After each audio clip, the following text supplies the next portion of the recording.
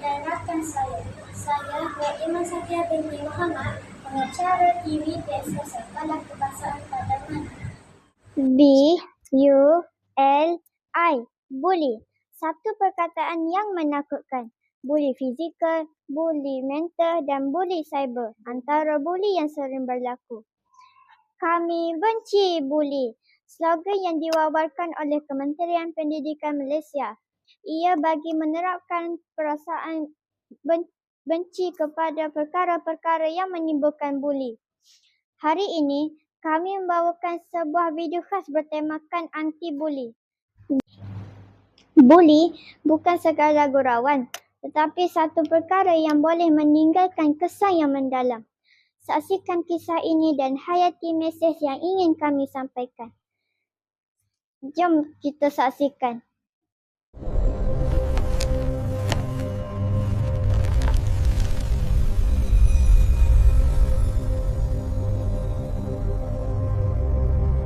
Di sebuah sekolah, Nora dikenali sebagai murid yang bijak dan rajin. Setiap langkahnya membawa harapan untuk masa depan yang lebih cerah. Di sisinya, Sofia, sahabat yang sentiasa menemani. Namun, tidak semua perjalanan itu indah kerana ada luka yang disembunyikan di sebalik senyuman.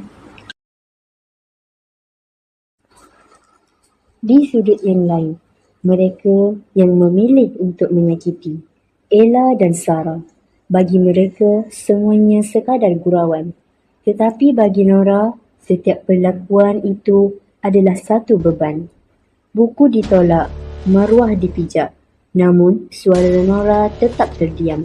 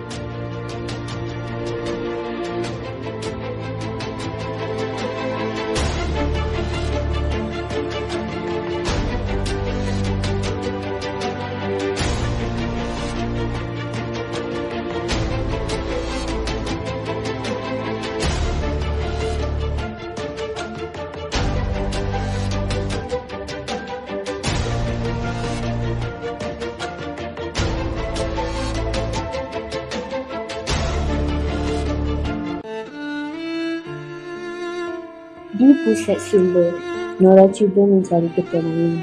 Tetapi luka di hati tidak mudah dipadam. Kata-kata yang tidak terucap dan air mata yang tidak dilihat.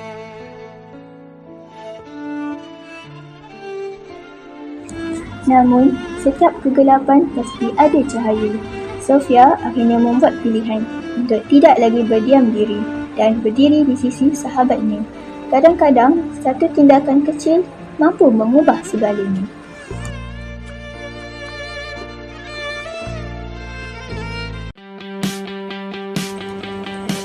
Dan bagi mereka yang tengah menyakiti, masih ada peluang untuk berubah. Kerana setiap manusia mampu menjadi lebih baik. Perkara kecil, ia meninggalkan kesan yang besar dalam hati seseorang. Jadilah insan yang berani untuk berkata tidak kepada buli. Hidup akan tenang dan gembira jika tiada buli.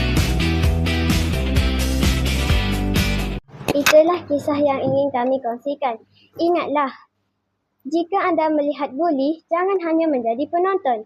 Jadilah individu yang berani membantu dan menyebarkan kebaikan. Kami benci buli. Saya Nur Iman Safia binti Muhammad dan rakan saya Wan Imanika Saleha binti Wan Izimi, pengacara TV PSS Paman Channel SK Padang Mandul mengucapkan terima kasih kerana menonton.